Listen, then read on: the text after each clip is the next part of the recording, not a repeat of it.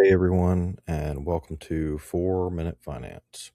So, before we jump into any of these lessons, I just want to take a moment, tell you a little bit about who I am and why I'm creating these courses and this course specifically.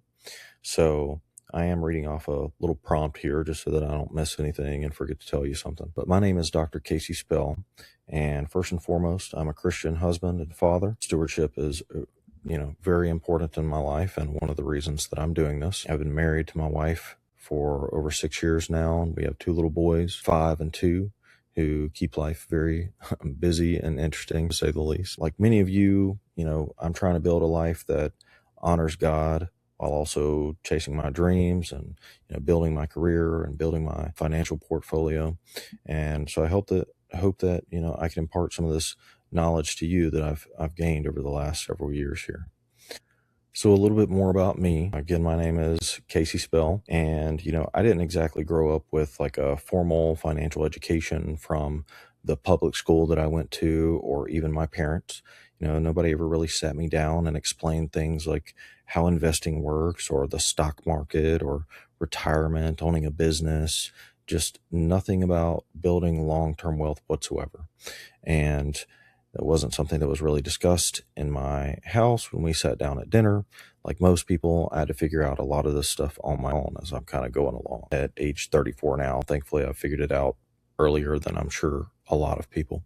And over the past decade, I've spent, I would say, hundreds of hours studying different books on personal finance and investing, learning from people like Tony Robbins, Dalio, Warren Buffett, to name a few. And, I've spent more than 10 years now, as I would say, probably building my financial literacy and becoming sort of an amateur investor with the little bit of money that I have to invest now. Hopefully I'll have a little bit more here in the coming years once I get out of medical residency to invest with. But, along the way, I've sort of developed a strong understanding of things like income generation, passive investing, index funds, things like retirement plan, yield savings accounts, crypto investing. I'm really into the crypto markets, annuities, and just general financial tools that exist for people and are usually free to create accounts and stuff. But a lot of people just don't know what they're doing.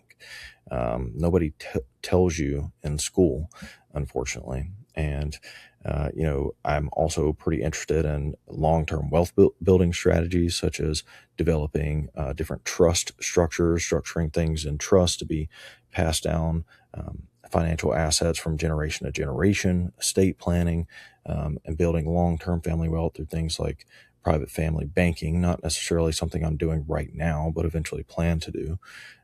Now, to be clear, I'm not trying to pretend that I'm some Fortune 500 chief financial officer. I don't ever want you to take anything that I say as financial advice. While a lot of this is sort of financial advice, I'm not telling you what to do, and everybody's financial situation is different. I would never say, hey, listen to everything that I have to say and go out there and execute exactly what I'm telling you to do. You have to analyze your own financial situation and do what's best for you and your family at any given point in time. Now, while I don't necessarily think I'm a CFO level or a Wall Street, hedge fund manager, I do believe that I have, a higher level understanding of finances, financial literacy than the average person walking down the street every day. That's for sure. I have read books. This is one of my favorites here. It's Money, Master of the Game by Tony Robbins, reading about, The Millionaire Next Door, and many other books over the past couple years that have sort of gotten me to where I am in my knowledge base and my financial literacy. So again, just to reiterate here, this is a picture of me and my family. I'm a husband, I'm a father, I'm a man of God, I'm a military officer as well. So I'm actually a captain in the United States Army. Additionally, I'm a physician, so I'm in the last year of my anesthesiology residency, about to get out. Thankfully, it's been a long road. Again, I have this last decade that I've been dedicating toward sort of building this level of financial literacy and mastery for myself, so that I understand and have a plan for what I'm doing for myself and my family moving forward. And so there are all these pillars of financial knowledge, and I'm certainly not trying to use these courses as sort of college level things and have you have this deep understanding. I really just want people to have a clear and actionable item list that you can check off boxes. Oh, I've done this, I've done that. And by doing those things, you're going to set yourself up for a better financial future than 90% of people out there who just don't know what they're doing and don't have any clarity around a financial purpose or a financial goal.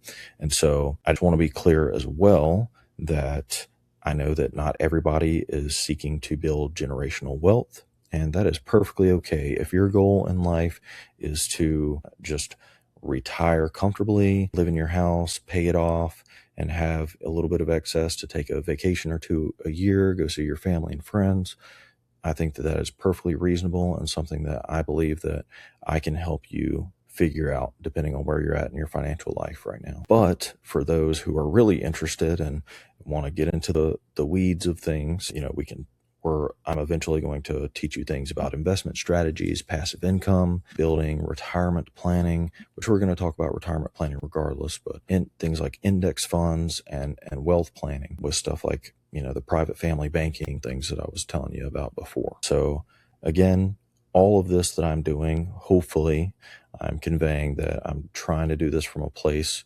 of not greed or anything like that, but from a place of faith and stewardship for God and my Lord and Savior. And I hope that with the talents and the knowledge that He has provided me, that hopefully I can give some of that back to you so that you would be able to lead your family financially with what God has blessed you with. And, I sort of go, I think that calling out the elephant in the room, that money is often a taboo topic in Christian homes.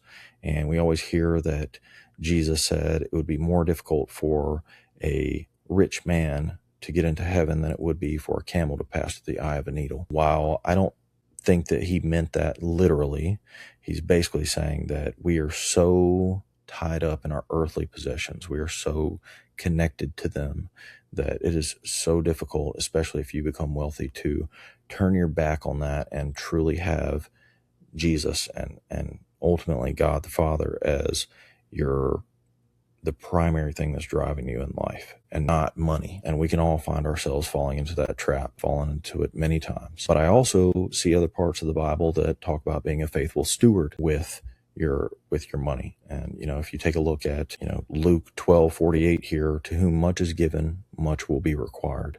And so if you're blessed financially, God expects more out of you.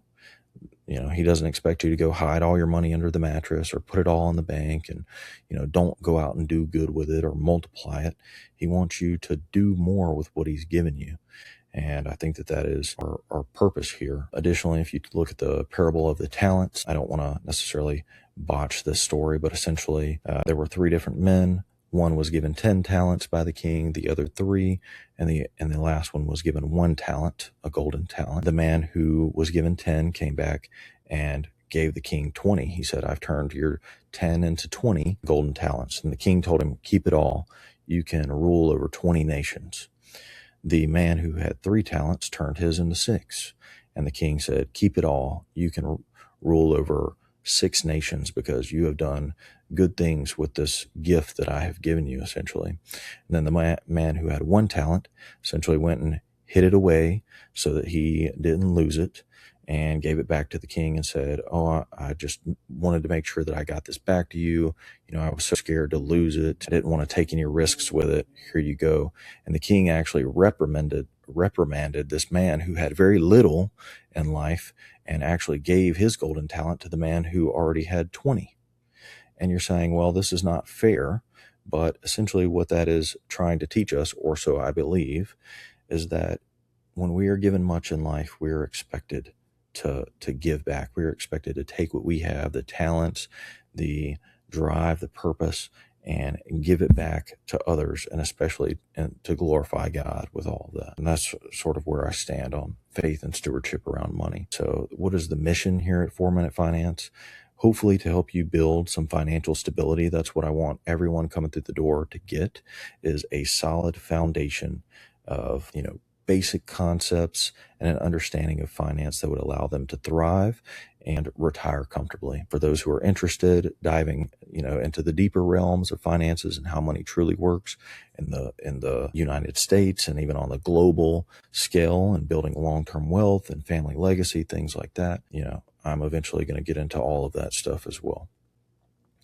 So for this particular course, this is going to be a very simplified version of things that's just trying to help you get through the door. So, sort of like this 7-day reboot of your finances that I want us to get, trying to help you eliminate financial stress, get a clear picture of where you're at and where you want to go, build some stability in your financial life, to begin investing consistently and without effort, putting things on autopilot, and ultimately helping you to create, long-term financial stability for yourself and your family.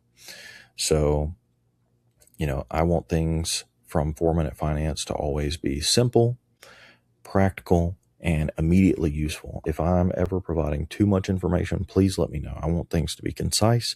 I want you to be able to check off the boxes and say, I did this, this, and this, and it'd be helpful for you for years to come. I want to be able to give people digestible insights. I want this to be accessible to all people from all walks of life, from all financial backgrounds. And, for those who are looking for the higher tier level of knowledge, we can certainly dive deep. But for those of you who are just coming through the door, trying to get your, feet stable and on the ground, I'm here for that as well.